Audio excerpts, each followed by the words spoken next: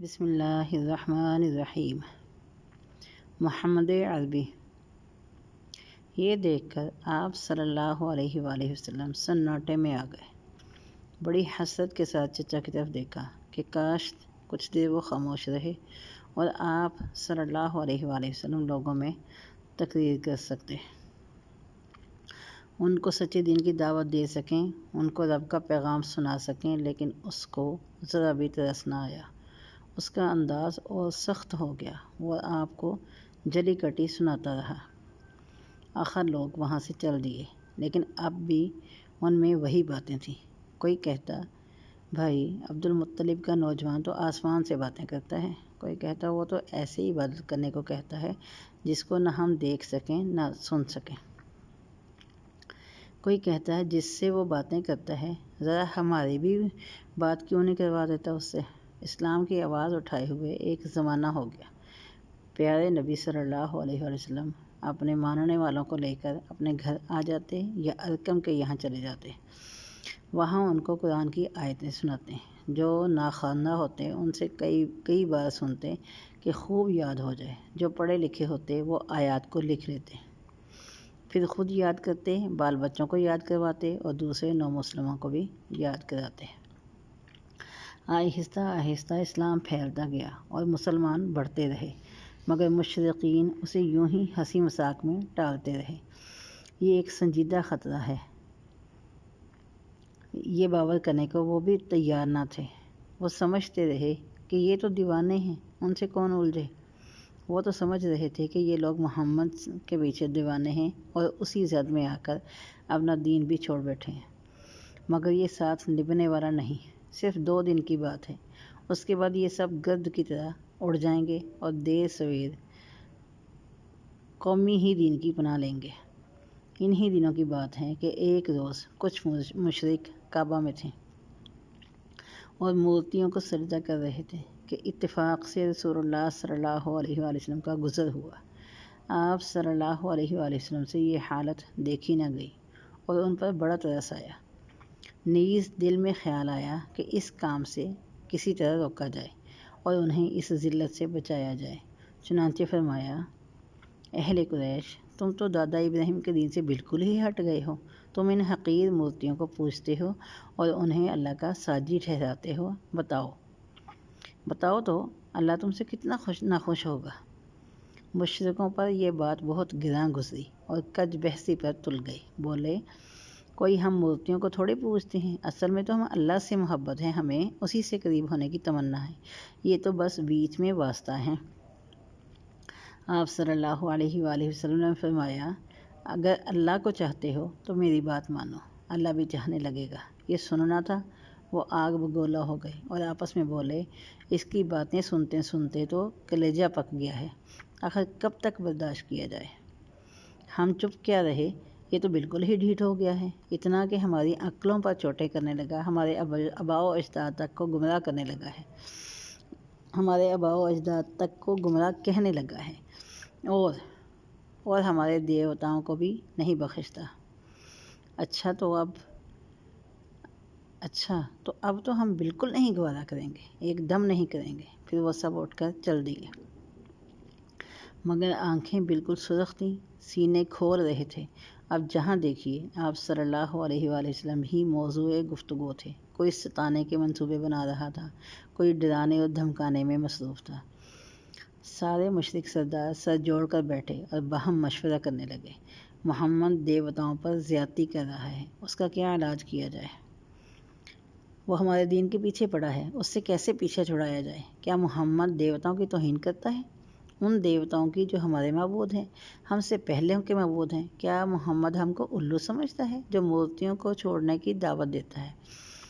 ان مورتیوں کو جن کے لیے عرب کے کونے کونے سے لوگ آتے ہیں، آ کر ان کو سجدہ کرتے ہیں اور کعبہ کی طرح ان کا طواف کرتے ہیں، کیا وہ چاہتا ہے کہ سارا عرب ہم پر ہلہ بول دے؟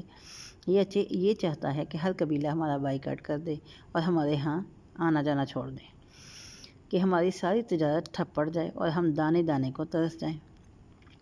بہت دیر تک یوں ہی باتیں ہوتی رہیں، پھر طے پایا کہ کچھ لوگ ابو طالب کے پاس جائیں، ان سے بھتیجے کی شکایت کریں۔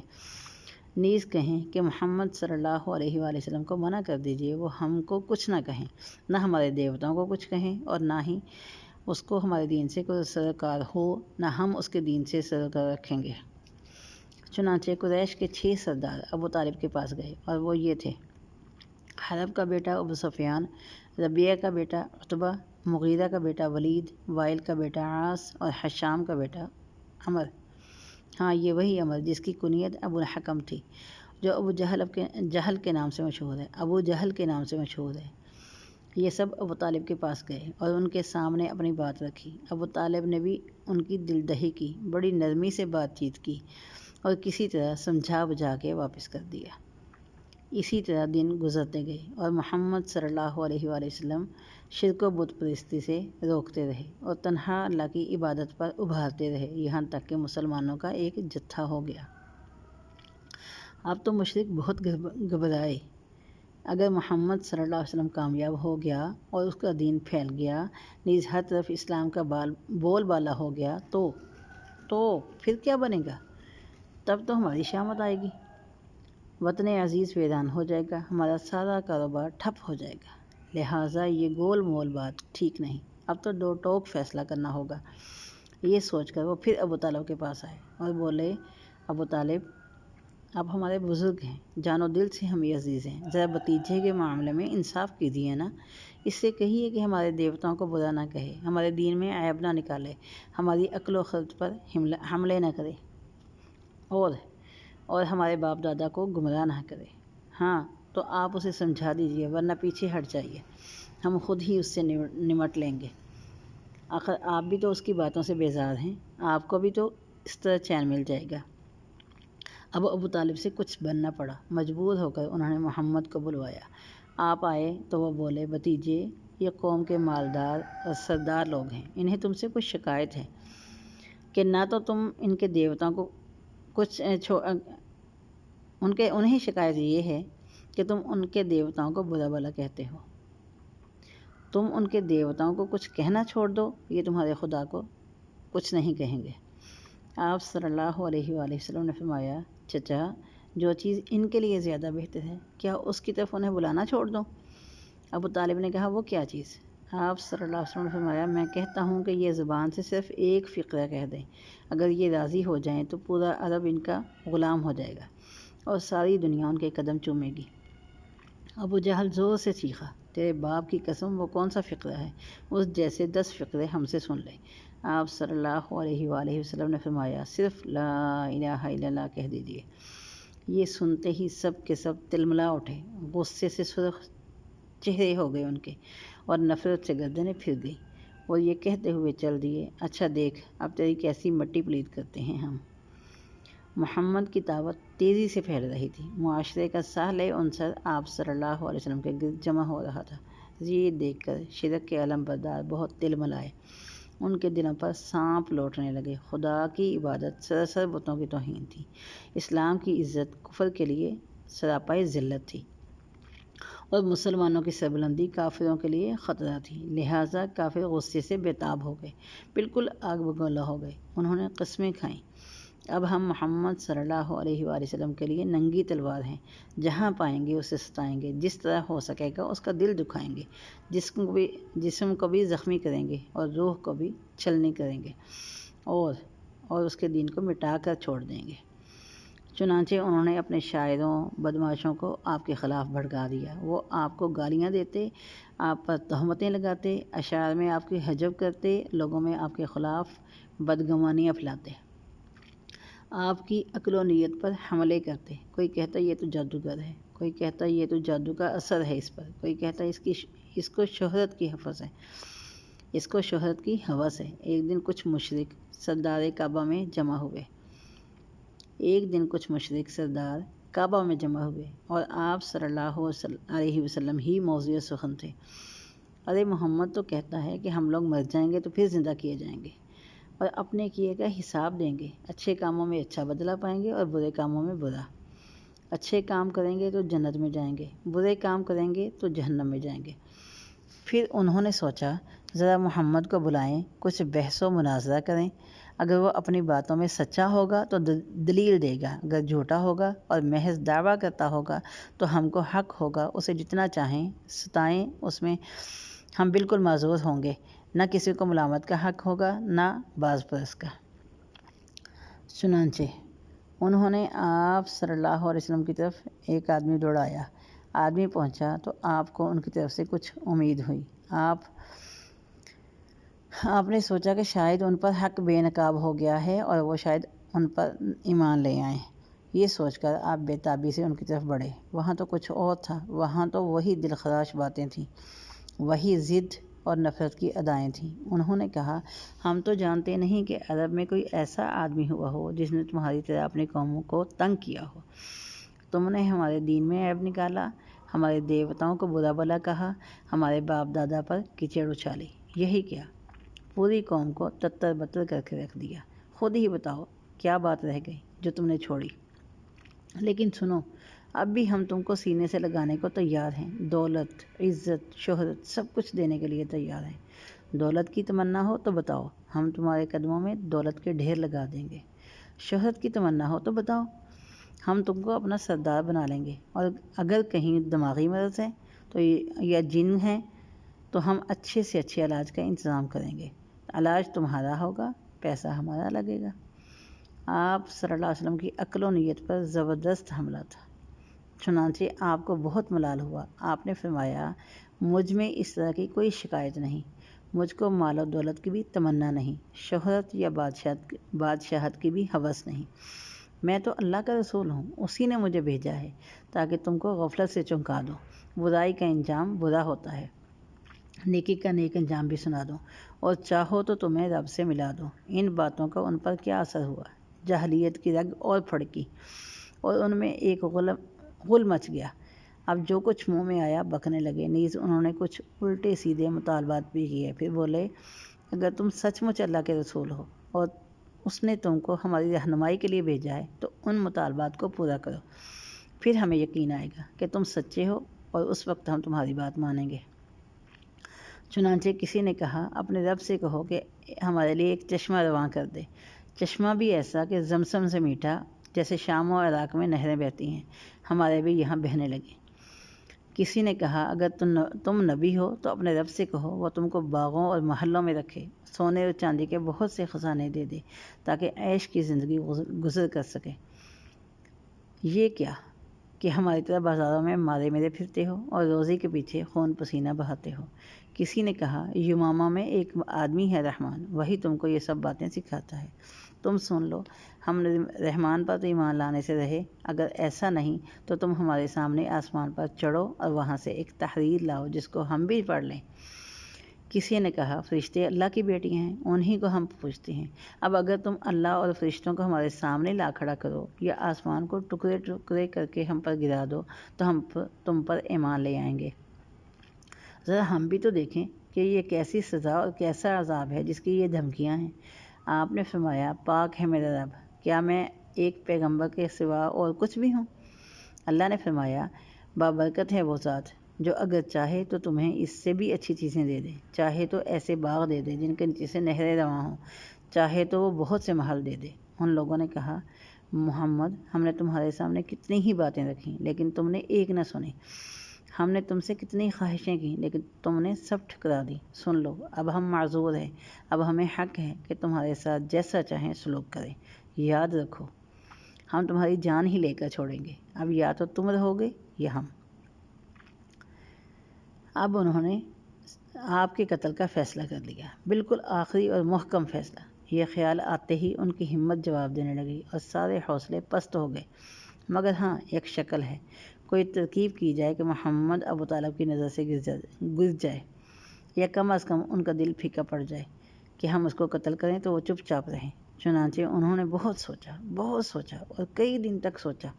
بالآخر ان نادانوں کی عقل نے مشورہ دیا، ابو طالب کے پاس اپنا ایک جوان لے کر جاؤ، جوان بھی ایسا کہ طاقت اور بہادری میں مشہور ہو، دنیائے حسن کا بادشاہ ہو۔ پھر ان سے کہو اپنے بھتیجے کو ہمیں دے دیں اور اس کی جگہ اس جوان کو رکھ لیں۔ اپنی اس بودھی تدبیر پر قریش بہت منگن تھے، چنانچہ وہ ابو طالب کے پاس آئے۔ اور ساتھ میں ایک جوان بھی لائے، ولید بن عمارہ نامی جوان، اور بولے ابو طالب یہ عمارہ کا بیٹا ولید ہے، قریش کا سب سے بہادر اور طاقتور جوان اور دنیائے حسن کا بادشاہ۔ آج سے یہ آپ کا بیٹا ہے، ہر معاملے میں صحیح مشورہ دے گا، ہر کام میں آپ کا ہاتھ بٹائے گا۔ ہاں تو اس کو اب آپ رکھیے، اس کے بدلے اپنا بھتیجا ہمیں دے دیجیے تاکہ اس کا قصہ پاک کر دیں۔ خواہ مخواہ کے لیے اس نے ایک فتنہ اٹھا رکھا ہے اور اس ساری قوم کو تتر بتر کر کے رکھ دیا ہے۔ پھر آپ کو تو اس سے بھی اچھا آدمی مل رہا ہے۔ قوم کے سمجھداروں کی زبان سے ایسی باتیں، اس قدر عجیب و غریب اور عقل سے ہٹی ہوئی باتیں۔ ابو طالب تو ہکا بکا رہ گئے۔ کچھ دیر تک تو وہ حیرت سے ان کا منہ تکتے رہے، پھر بولے اے عقل کے مارو، اے دیوانو، کتنا برا سودا کر رہے ہو۔ تمہارا بیٹا تو میں اپنے پاس رکھ کر موٹا کروں، اپنا کلیجے کو دے دوں اور اپنا کلیجہ میں تمہیں دے دوں، تم اس کی ٹکا بوٹی کرو۔ خدا کی قسم یہ تو قیامت تک نہ ہوگا۔ عدی کا بیٹا متم بولا یہ بھی قریش کے سرداروں میں تھا۔ خدا کی قسم ابو طالب، قوم نے بہت انصاف کیا، لاکھ کوشش کی کہ ناگواری کی کوئی بات نہ ہو، لیکن میں دیکھ رہا ہوں کہ آپ ان کی بات ہی ماننے کو تیار نہیں۔ ابو طالب نے کہا بخدا میرے ساتھ ذرا بھی انصاف نہیں کیا گیا۔ اصل میں تم نے تو مجھے رسوا ہی کرنے کا فیصلہ کیا ہے، لوگوں کو میرے خلاف بھڑکاتے ہی رہو گے، تو جاؤ جو جی میں آئے کرو۔ لوگوں نے کہا ہم نے ذرا بھی ناانصافی نہیں کی، نہ آپ کے ساتھ نہ آپ کے بھتیجے کے ساتھ۔ ہم نے بار بار کہا کہ بھتیجے کو سمجھائیے، اس کو ان کی حرکتوں سے روکیے، لیکن آپ نے کبھی نہیں روکا۔ سن لیجیے، اب اگر اس نے دیوتاؤں کو نام لیا یا بزرگوں کو کچھ کہا یا ہماری عقل و سمجھ پر کوئی حملہ کیا تو برداشت نہ ہوگا۔ اب بس دو ہی صورتیں ہیں، یا تو آپ سمجھا بجھا کر اس کا منہ بند کر دیں، ورنہ ہم لوگ جنگ کریں گے، اس سے بھی کریں گے اور آپ سے بھی، اور ہر اس شخص سے کریں گے جو آپ دونوں کا ساتھ دے گا۔ اب تو یا آپ رہیں گے یا ہم۔ پھر یہ کہہ کر لوگ چلے گئے۔ معاملہ چونکہ سخت تھا، موقع بڑا نازک تھا، اس لیے ابو طالب کو بہت رنج ہوا اور دل کو بہت دکھ ہوا، اور قوم خاندان کے اس کھلے چیلنج نے ان کا جگر چیر دیا۔ قوم کی دشمنی مول لینے کا ارادہ نہیں تھا، بھتیجے کو بے سہارا چھوڑ دینا بھی گوارا نہیں تھا۔ ایک عجیب و غریب کشمکش تھی اور بٹی ہوئی سخت آزمائش تھی۔ چنانچہ ابو طالب کا سر جھک گیا اور وہ سوچنے لگے میں کیا کروں، میں کیا کروں۔ ابو طالب اب تم کیا کرو گے؟ بولو، اب تمہارا کیا فیصلہ ہے؟ کیا بھتیجے کو ظالموں کا لقمہ تر بناؤ گے یا اس کی حمایت میں جان لڑاؤ گے؟ ایک فیصلہ کن گھڑی تھی، دنیا کو انتظار تھا کہ دیکھیں کیا ہوتا ہے۔ بالآخر ابو طالب نے طے کیا کہ آپ کو بلائیں اور کسی طرح دعوت دینے سے روکیں، کہ یہی دعوت قوم کی عداوت کا سبب تھی۔ انہوں نے قریش کی وحدت کو پارا پارا کر دیا تھا، اسی نے ان کی شان و شوکت کا محل ڈھا کے رکھ دیا۔ چنانچہ محمد صلی اللہ علیہ وآلہ وسلم چچا کے پاس گئے۔ چچا نے سارا قصہ سنایا اور قریش کا چیلنج بھی بتایا۔ پھر بولے جان عم، خدا را مجھ پر اور اپنی جان پر رحم کھاؤ، مجھ پر اتنا بار نہ ڈالو کہ میں سہار نہ سکوں۔ یہ ایک فیصلہ کن گھڑی تھی اور دنیا بھی سراپا انتظار تھی۔ کیا محمد صلی اللہ علیہ وسلم رب کی پکار سے رخ پھیر لیتے ہیں، چچا کی پکار پر لبیک کہتے ہیں؟ کیا محمد حق کا ساتھ چھوڑتے ہیں اور دین اسلام سے منہ موڑتے ہیں؟ کیا اب دنیا نور ایمان سے جگبگاتی ہے یا کفر کی تاریکی ہی چھائی رہے گی؟ محمد اپنے درد مند چچا کی باتیں سن لیں، کہو اب تمہارا کیا فیصلہ ہے؟ اب تمہارا کیا فیصلہ ہے؟ بولو اب کیا ارادہ ہے؟ آپ نے وہی فیصلہ کیا جو فیصلہ آپ کے رب کا تھا، آپ نے وہی بات پسند کی جو خود خدا کی پسند تھی۔ چنانچہ پورے عزم و ہمت سے فرمایا چچا خدا کی قسم، اگر یہ لوگ میرے دائیں ہاتھ پر سورج رکھ دیں، بائیں ہاتھ میں چاند دے دیں اور کہیں کہ یہ کام چھوڑ دوں تو یہ ناممکن ہے۔ یہ کام تو پورا ہوگا یا میری جان بھی اسی راہ میں کام آئے گی۔ اللہ اللہ، یہ حق کی طاقت، یہ ایمان کی عظمت، یہ باطن کی قوت اور روح کی عظمت۔ محمد صلی اللہ علیہ وآلہ وسلم حق کے ساتھ تھے، حق ہی کے لیے آپ کا جینا تھا، حق ہی کے لیے آپ کا مرنا تھا۔ اب چچا نے بھتیجے کو بہت ہی حیرت اور تعجب سے دیکھا۔ آپ کے عزم و حوصلہ کا ان پر بڑا اثر ہوا۔ وہ ایک گہری سوچ میں ڈوب گئے۔ مقصد کی یہ دھن، کام کی یہ لگن، اس میں کیا کیا مصیبتیں آئیں گی اس راہ میں اس کی کوئی پرواہ نہیں، قوم کیا سلوک کرے گی اس کی کوئی فکر نہیں۔ پھر محمد چچا کے پاس سے اٹھے اور چل دیے۔ روکنا بہت چاہا مگر آنکھوں سے آنسو پھوٹ پڑے، دل میں ایک ہلچل مچ گئی۔ اب کیا ہوگا؟ اب تو چچا کی آنکھیں بھی بدل گئیں۔ ان کے عزم و ہمت نے بھی جواب دے دیا۔ انہوں نے مجھ کو بے سہارا چھوڑ دینا گوارا کر لیا۔ جس چچا نے سدا مجھے کلیجے سے لگائے رکھا، آج مصیبتوں کے طوفان میں اس نے تنہا چھوڑ دیا۔ لیکن ابھی آپ کچھ ہی دور گئے تھے کہ چچا نے آواز دی، بھتیجے ذرا سننا۔ چنانچہ پھر چچا کے پاس گئے۔ چچا نے کہا، بھتیجے جاؤ، جو دل چاہے کرو، جب تک جان میں جان ہے میں تمہارے ساتھ ہوں۔ چچا کی زبان سے آپ نے یہ باتیں سنی تو خوشی سے چہرہ مبارک کندن ہو گیا اور سینہ ایک نیا حوصلے اور ولولے میں موجیں مارنے لگا۔ مشرکوں کے چہرے پر بل آتا ہے، آیا کرے، ان کی تیوری چڑھتی ہے، چڑھا کرے، ہم تو اس کی راہ میں جان لڑاتے رہیں گے، تاریک دنیا میں نور اسلام پھیلا کے رہیں گے۔ یہ تھا آپ کا عزم، یہ تھا آپ کا حوصلہ۔ اب چچا بھتیجے کی مدد کے لیے کمر کسنے لگا اور اس کے لیے خاندان کو بھی تیار کرنے کا فیصلہ کیا۔ چنانچہ اس نے جھٹ پٹ سب کو جمع کیا اور کہا، بھائیو، سب محمد کے پیچھے پڑے ہیں، بالکل اس کی جان لینے پر تل گئے ہیں، تو میں چاہتا ہوں کہ ان کی یہ تمنا بر نہ آئے اور ہم سب مل کر اس کا ساتھ دیں۔ یہ سن کر سب نے ابو طالب کی ہمت بڑھائی، مدد کا وعدہ کیا۔ بس ایک ابو لہب تھا جس کو بھتیجے پہ ذرا بھی ترس نہ آیا۔ اس نے جیتے جی آپ کی دشمنی کا بیڑا اٹھایا۔ اس نے اعلان کر دیا، میں قریش کے ساتھ ہوں، انہی میں مل کر کام کروں گا۔ اب قریش پورے زور و شور سے آپ کی مخالفت پر تل گئے، دعوت کو ناکام بنانے کے لیے نت نئی چالیں چلنے لگے۔ نیز انہوں نے آپ پر وہ ظلم ڈھائے کہ خدا کی پناہ، زمین لرز اٹھی اور آسمان تھرا گئے، لیکن ان ظالموں کو ذرا بھی رحم نہ آیا۔ پھر یہ چیز آپ تک محدود نہ رہی، ساتھیوں کو بھی انہوں نے انہی بے رحمیوں کا نشانہ بنایا، ظلم و ستم کی چکی میں پیس کر رکھ دیا۔ لیکن پیارے نبی صلی اللہ علیہ وآلہ وسلم آپ کے ساتھی سب کچھ سہتے رہے۔